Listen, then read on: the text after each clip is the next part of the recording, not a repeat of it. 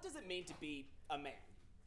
I feel like manliness has this stigma about it where it means you have to constantly be punching a wall while growing a beard and just refusing to cry. Except I can't really do any of those things because I need to save my hands to play soft adult alternative on the acoustic guitar. And I can't really grow a beard and I can't not cry because I have my parents' terrible genetics. I have my father's patchy beard and my mother's vagina.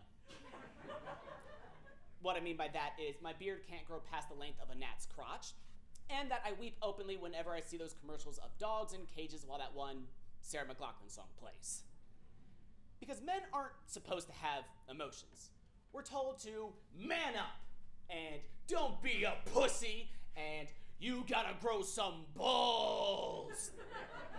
Which is insane because testicles are the weakest things imaginable. If you hit a guy in the balls, they flop like an English soccer player and start reciting their epitaph. But I am trying to be a modern man.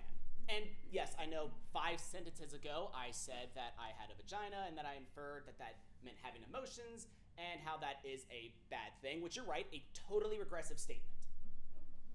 But why did I say that? Well, I learned from my father, and he learned from his father, and he before him, and so on and so forth, all the way back to the days of the settlers where you just couldn't have emotions. Your child could die, and the only thing a man could say is, I guess we'll just make another. They would take that sadness and they would put it away here for future generations never to be touched again. And they would teach that for generations upon generations, fathers to sons to the best of their abilities, consciously or unconsciously, that the only emotion that men can have is quiet, contemplative sadness. At least that's how I felt growing up. Throughout elementary school and middle school, pretty much until high school when I discovered the theater. Which of course means, all the emotions, oh! You see, I was enamored with all of the man's man type of actors. So Clint Eastwood, Bruce Willis, Sylvester Stallone, pretty much any actor you wouldn't be surprised that got Me Too'd, I thought they were the best. And I wanted to be like them. That was until I realized I was gonna get typecast as every IT tech guy who says things like, "No, the bad guy's IP address is being encrypted behind a firewall." Only for the much manlier, sexier lead to say, "In English, damn it!"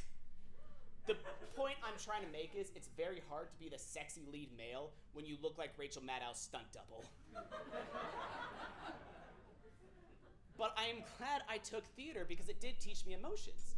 And it was at a perfect time too, because it was around high school is when I realized that other emotions that men are allowed to have is, of course, anger. Now, remember that ball of sadness we put away a while ago, never to be touched again? Here's the thing, that never goes away. It's always there, and it just ripens with rage like a pissed off banana. A slightly tough exterior, but bruises to the touch. Sadness flows into anger. And anger isn't always, "What do you mean my coupons expired?" punch flip table. Because remember, anger is still an emotion. And emotions are weak. And you can't be weak because you are a man. And anger often can transform into something else.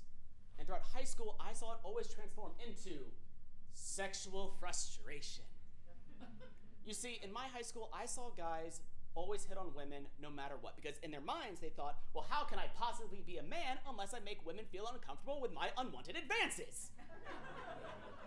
They would see a girl and they would just go, "Oh, you see that? I am gonna tear that up. I am gonna tear that up." I'm sorry, you're going to tear that up? What, you're going to rip their vagina? Is that good for you or them? No, I'm just saying, like, I am gonna destroy that. Yeah, I'm gonna destroy that. I'm sorry, you're going to destroy that. What does that even mean?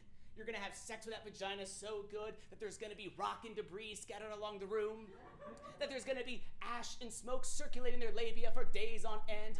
Is Anderson Cooper gonna be there reporting on the scene?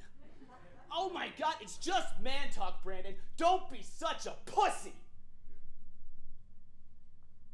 Don't be a pussy. How come every time a man has to be strong and tough, that always equates to being emotionless, to degrade, to just never stand up for anyone besides themselves? Do you know why men like to say things like, grow some balls and don't be a pussy? It's because to them, the worst thing a man can be is a woman. Years ago, I was in the car with my brothers, and we saw this woman standing on the corner, and we started making all these jokes of, woman on a corner must be a sex worker, having sex for money, ha ha ha ha ha ha.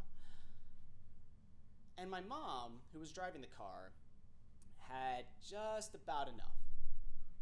She didn't yell, didn't even scold.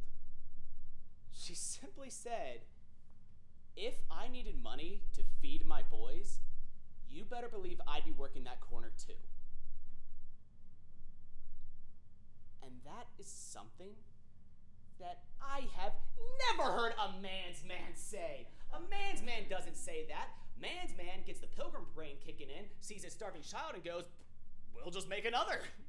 So yeah, I know what kind of man I want to be. The way that I'm going to man up is I'm going to love my friends and family and love them openly. And by the way, if you want to come up to me later and say, dude, you got to grow some balls, fine. Because I can take comfort in knowing that the only thing weaker than balls is the fragile ego of people who say stupid shit like that.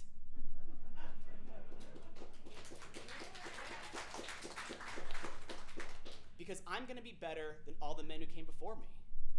Because I have what they don't. I have my father's patchy beard and my mother's empathy.